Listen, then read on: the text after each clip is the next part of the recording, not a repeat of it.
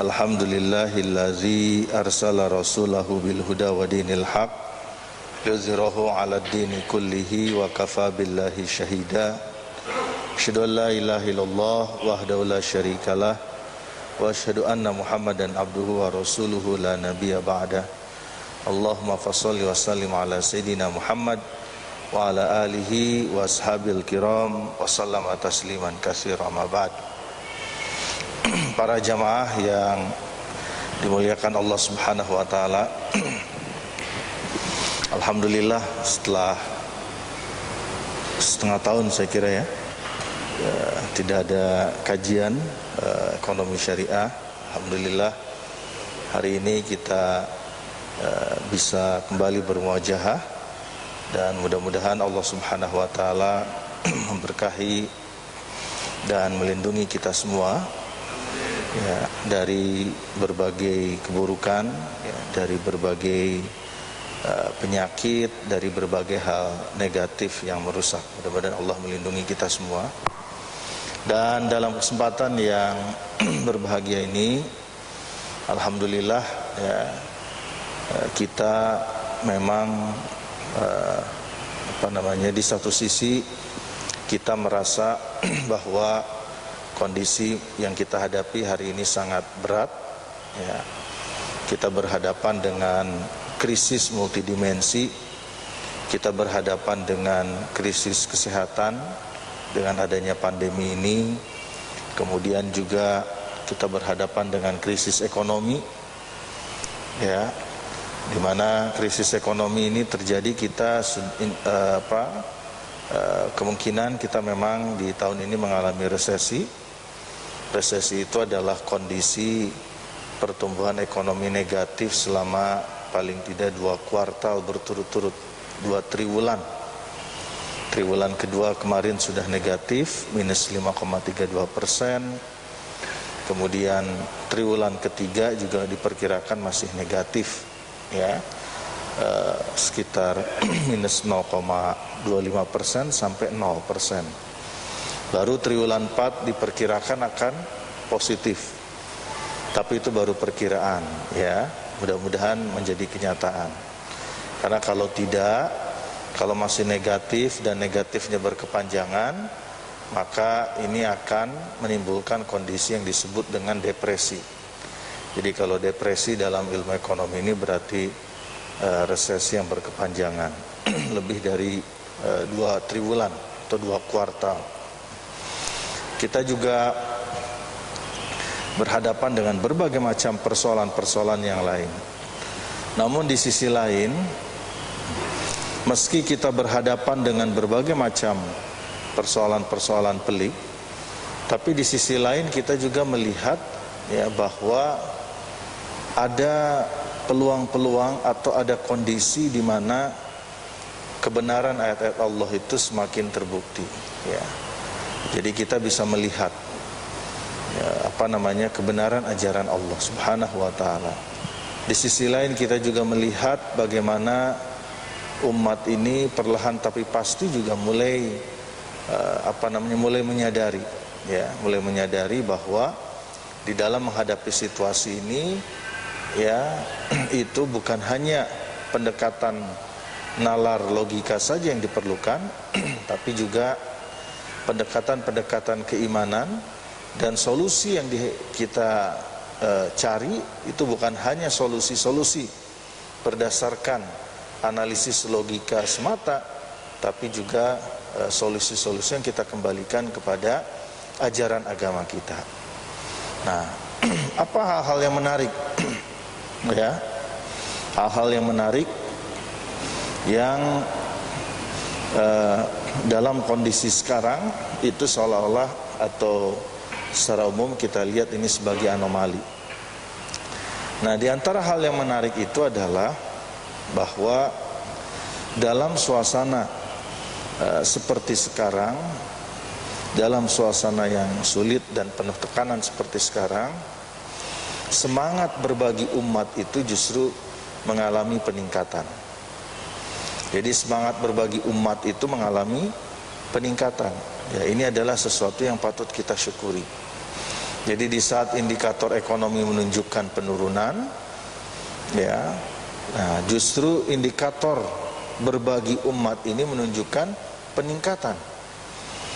Pengumpulan zakat misalnya rata-rata ya secara nasional itu 46%, di Basnas Pusat itu 46%. Semester pertama 2020 dibandingkan dengan semester pertama 2019 itu ada kenaikan 46%. Demikian pula di kurban, ya.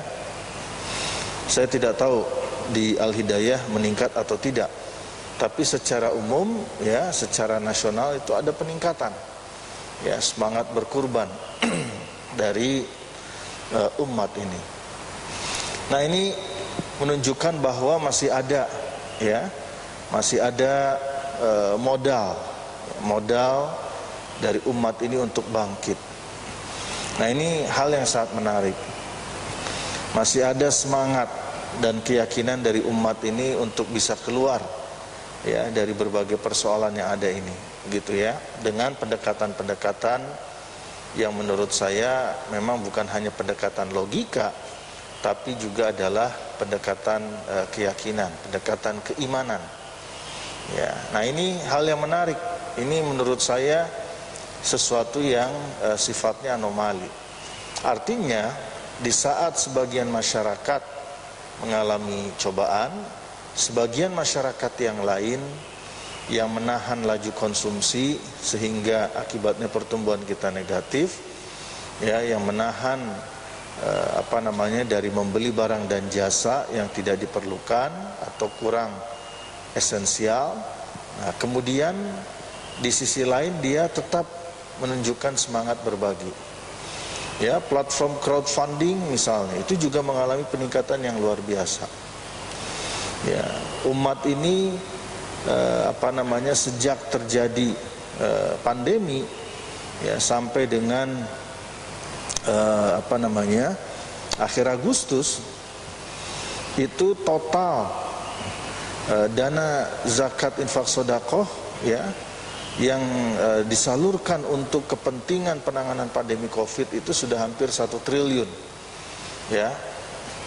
Jadi yang dikumpulkan selama 3 bulan dan digunakan untuk ikut terlibat dalam penanganan pandemi itu, ini data yang masuk ke lembaga resmi yaitu Basnas dan Laz ya. Itu sudah hampir 1 triliun dengan 5 juta ya, 5 juta keluarga yang dibantu. Jadi ini sesuatu yang saya kira sangat menggembirakan. Artinya partisipasi dan kesadaran ini sesuatu yang patut kita syukuri. Nah, jadi karena itu kita optimis ya bahwa ya meskipun persoalan yang kita hadapi ini sangat sulit, sangat berat, tetapi mudah-mudahan ini adalah bagian dari exercise ya, latihan dari Allah Subhanahu wa taala, latihan bahwa bahwa ketika menghadapi situasi seperti ini, pendekatan solusi yang kita jalankan itu bukan hanya solusi-solusi berdasarkan nalar kita semata, tapi solusi-solusi yang kita kembalikan kepada Allah Subhanahu wa taala. Karena mudah-mudahan semangat berbagi ini menjadi wasilah ya, menjadi wasilah dicabutnya ya musibah pandemi Covid ini. Nah, keyakinan-keyakinan seperti ini, narasi-narasi seperti ini menurut saya ini perlu untuk kita terus kembangkan ya, sehingga ini bisa mudah-mudahan menjadi jalan, menjadi sebab ya turunnya pertolongan Allah Subhanahu wa taala. Karena memang semangat berbagi ini saya kira ini adalah sesuatu yang sangat fundamental ya. Zakat itu adalah bagian dari rukun Islam. Infak, sedekah, wakaf itu adalah bagian dari puncak semangat kedermawanan kita. Nah, ini yang saya kira perlu untuk disadari oleh seluruh komponen umat. Nah, karena itu yang harus kita lakukan adalah kita harus terus-menerus ya melakukan edukasi, penyadaran ya pentingnya untuk berzakat, berinfak, bersedekah, berwakaf. Karena ternyata dari survei Basnas dan Kementerian Agama serta Badan Wakaf Indonesia dan Kemenak, ya, indeks literasi zakat dan wakaf kita memang masih belum berada pada level yang kita harapkan. Ya, jadi indeks literasi zakat kita itu masih berada pada kategori menengah. Jadi literasi itu kita bagi 3. Ada literasi rendah, menengah, dan tinggi. Nah ternyata untuk zakat itu levelnya masih menengah. Artinya apa?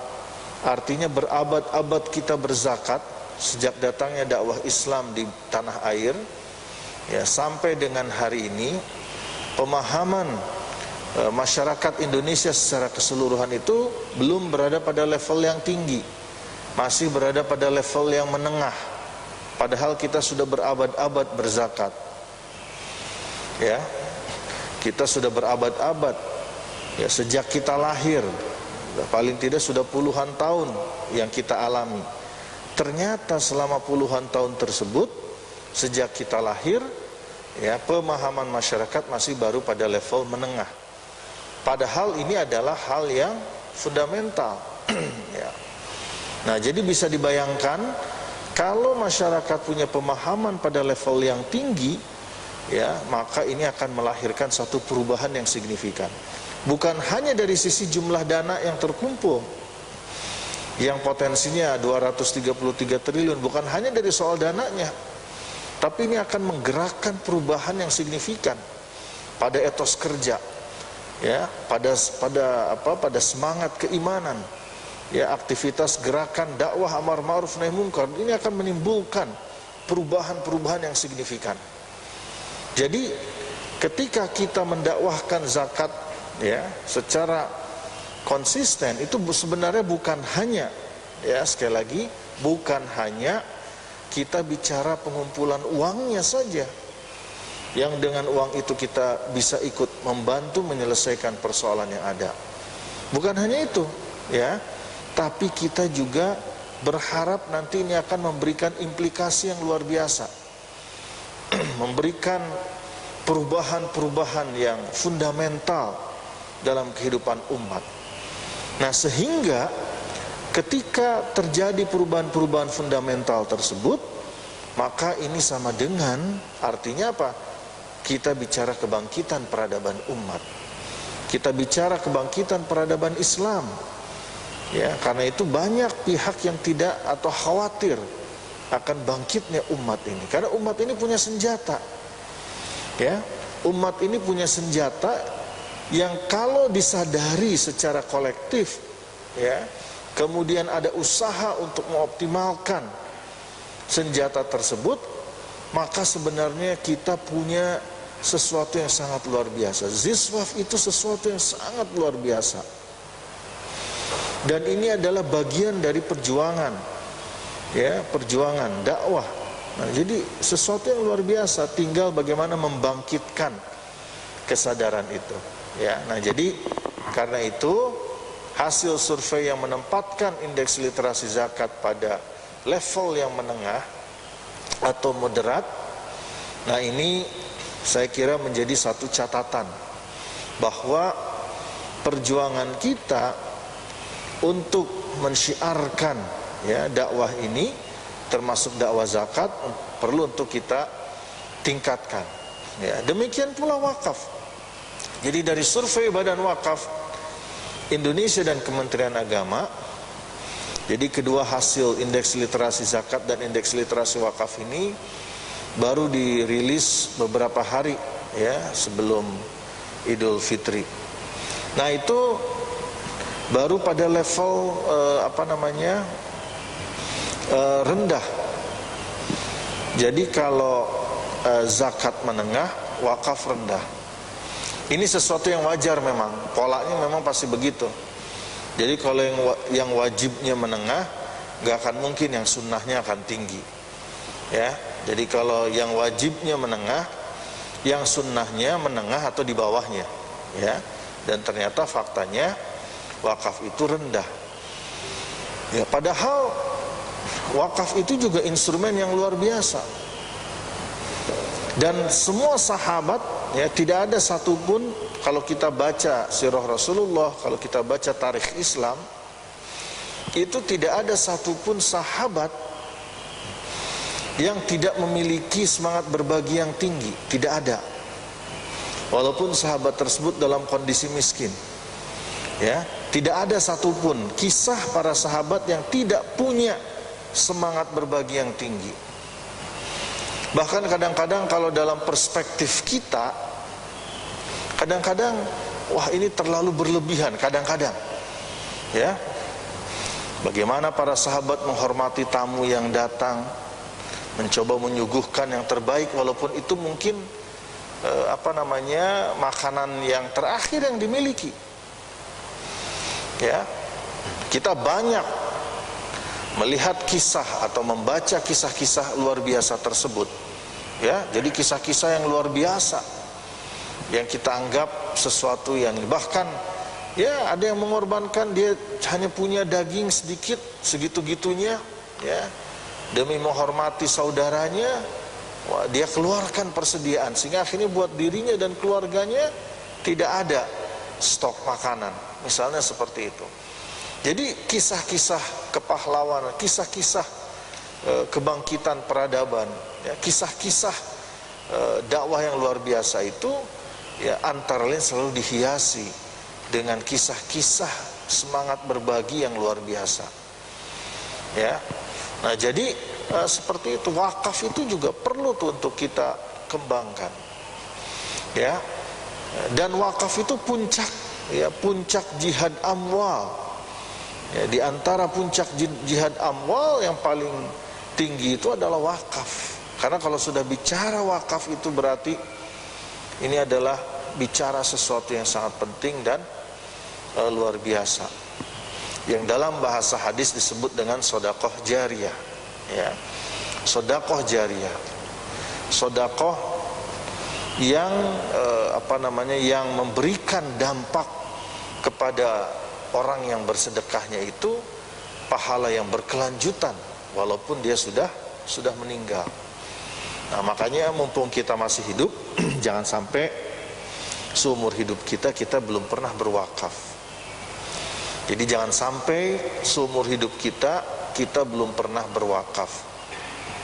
Tidak mesti, ya, wakaf aset tetap seperti tanah, gedung. Kalau itu harus jadi orang yang kaya dulu, ya. Tetapi dengan adanya konsep wakaf uang, nah ini setiap orang akhirnya terbuka ruang, ya, untuk bisa berwakaf. Ya, wakaf uang dengan berbagai nominal, 50.000, 100.000 misalnya. Ya, tapi itu dilakukan secara rutin kalau bisa. Ya, bagian dari perencanaan kehidupan kita. Jadi jangan sampai hidup ini kita nggak ada perencanaan, ya, apalagi bicara perencanaan akhirat itu jangan sampai, ya, hidup ini kita nggak punya perencanaan. Sementara untuk hal yang lain kita lakukan perencanaan. Untuk bisnis kita, ya, kita punya perencanaan yang baik.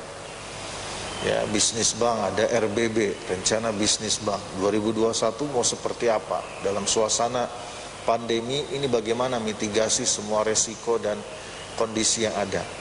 Semua direncanakan dengan baik. Tapi begitu bicara akhirat, perencanaan kita tidak sebaik perencanaan dunia kita. Nah, karena itu di antara perencanaan akhirat yang perlu untuk kita perkuat itu antara lain adalah dengan semangat berwakaf tadi. Ya, semangat berziswaf, zakat, infak, sedekah dan wakaf. Ya, karena tadi, ya, karena pemahaman atau literasi masyarakat tentang wakaf ini masih berada pada level yang rendah. Ya, artinya apa? Artinya pemahaman masyarakat tentang wakaf ini masih perlu ditingkatkan. Padahal institusi wakaf di negara kita ini sangat luar biasa banyak.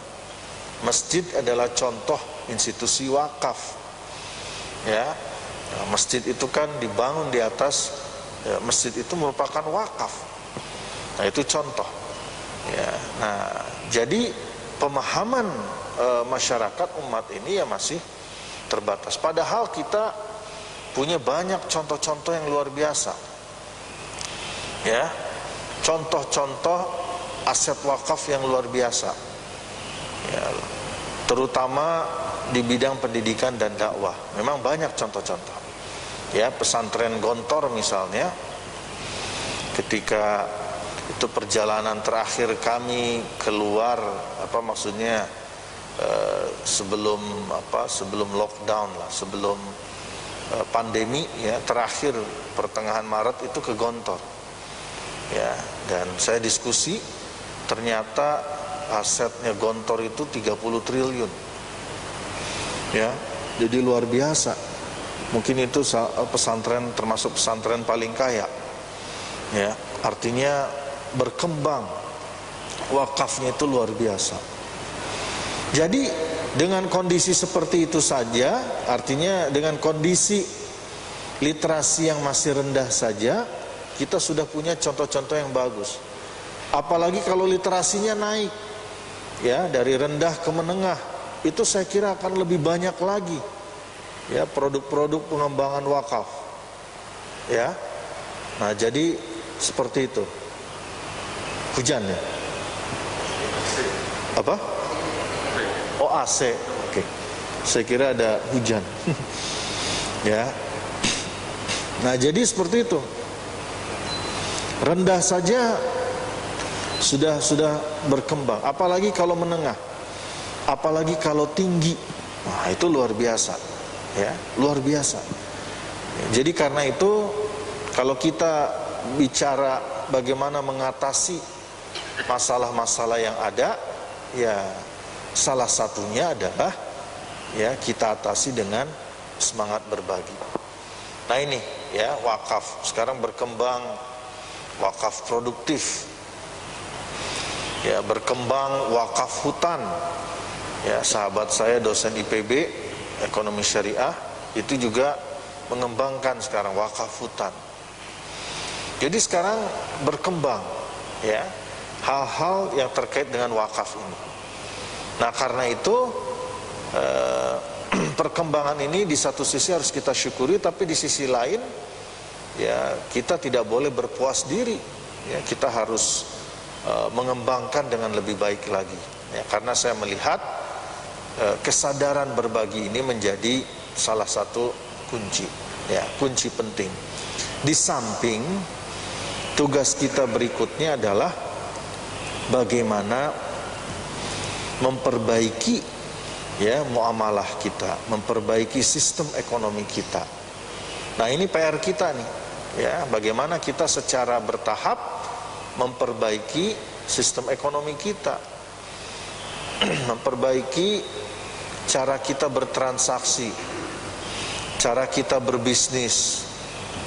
Makanya kita perlu memahami ya kaidah-kaidah di dalam berbisnis, di dalam bertransaksi, prinsip-prinsip mana yang boleh, mana yang tidak boleh, ya, dalam bermuamalah, ya, terutama muamalah maliyah.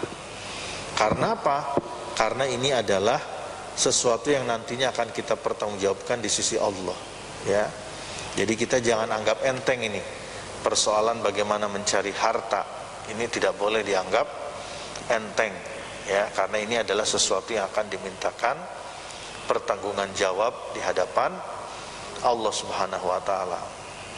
Nah, jadi karena itu ya para jamaah yang dirahmati Allah Subhanahu wa taala, ini adalah kondisi ya, kondisi kita hari ini, bahwa kita perlu untuk mendorong ya kesadaran umat untuk mau berekonomi secara syariah, untuk mau berziswaf, meningkatkan zakat, infak, sedekah dan wakafnya, supaya kita semua ya bisa tadi ya mengundang intervensi dan pertolongan dari Allah Subhanahu wa taala. Karena di dalam hadis dikatakan as-shadaqatu tadfa'ul bala. Ya, di antara hikmah bersedekah itu antara lain adalah kita mencoba mengundang intervensi Allah untuk mencegah dari berbagai macam bala, ya, dari berbagai macam musibah, ya, dari berbagai macam kondisi yang negatif. Ya, apalagi dalam suasana seperti sekarang, ya, di mana secara umum tren penanganan COVID ini masih belum ada tanda-tanda grafiknya turun. Ya, mudah-mudahan ya bulan ini bisa turun nih, ya, karena sekarang kan sudah bulan ke-9, sudah 6 bulan. Jadi kalau 6 bulan masih naik, kalau grafik normal, kalau puncaknya bulan ini, artinya nanti turunnya juga 6 bulan, ya. Jadi kalau puncaknya di bulan ke-7, nah berarti nanti turunnya itu juga perlu 7 bulan. Itu kalau grafiknya normal, ya. Jadi normal bentuknya begini, nah kira-kira begitu. Jadi kalau naiknya 7 bulan, turunnya 7 bulan. Kalau naiknya 10 bulan, turunnya 10 bulan. Ya, kalau naiknya setahun, turunnya setahun. Nah berarti kalau setahun ya siap-siaplah 2 tahun kita nggak kemana-mana gitu, ya. Jadi makanya ini perlu untuk kita hadapi, ya. Karena secara ekonomi juga pandemi ini juga luar biasa, ya, luar biasa. Kehilangan aset produktif itu luar biasa, ya.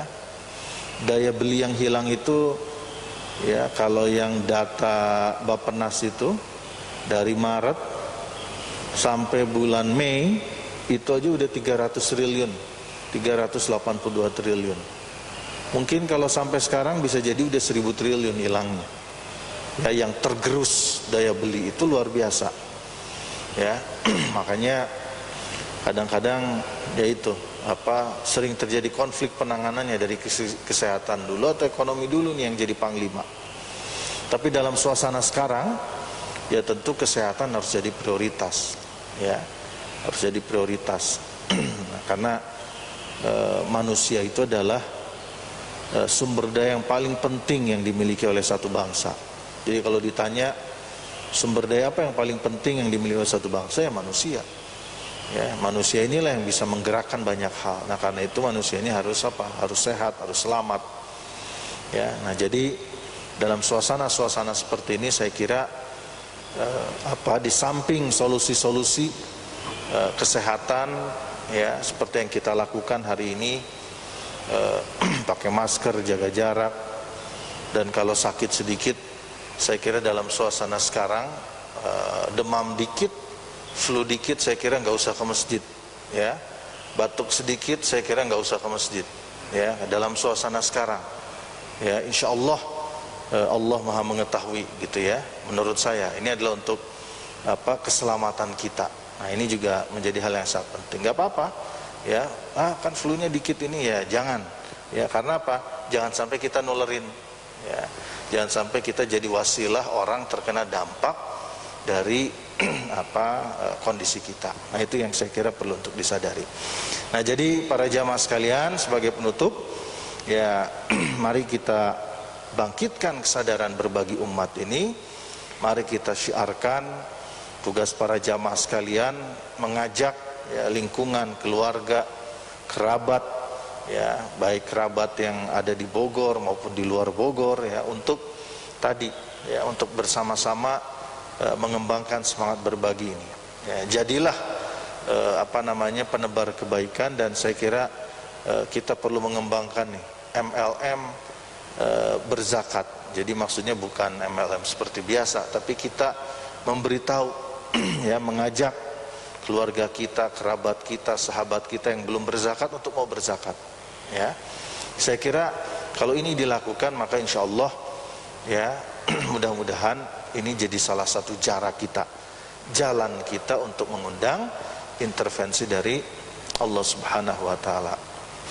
Nah, jadi saya kira ini, ya, hal yang penting, dan alhamdulillah dari sisi kinerja dan juga peluang-peluang pengembangan ekonomi syariah ini punya peluang yang luar biasa. Di bisnis halal, halal industri misalnya, meskipun ekonomi turun, tapi industri halal naik. Jadi ini menarik ya, saya katakan ini anomali. Ya, jadi di saat turun, industri halal justru malah meningkat. Ya, kebutuhan makanan halal itu semakin meningkat. Ya, bahkan proporsi ekspor kita untuk yang industri halal ini juga meningkat. Tahun lalu itu sudah 21% ya, dari total ekspor kita. Artinya apa? Artinya ini peluang kalau mau ingin membangkitkan. Demikian pula dari keuangan syariah, bank misalnya, ya, kinerja bank-bank syariah itu lebih baik dari yang bank konvensional. Ada bank syariah yang sampai laba di semester satunya itu naik 226%. Ada yang hanya 30%. Jadi kinerjanya positif di saat ekonomi turun. Nah, ya terlepas dari apapun analisisnya, tapi ini adalah indikasi adanya anomali. Ya, demikian pula yang lainnya. Ya, pasar saham syariah turun, ya, tetapi turunnya lebih kecil daripada yang konven misalnya.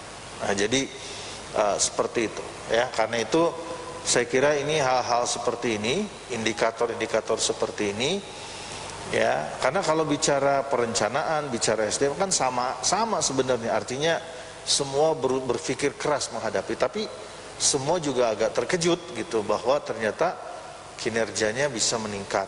Nah, jadi ini hal-hal yang menarik menurut saya, yang seharusnya ini semakin menyadarkan kita untuk kita bertahap, ya, tapi pasti, ya, kita melakukan perbaikan-perbaikan dalam sistem ekonomi kita. Saya kira itu saja ya sebagai pengantar.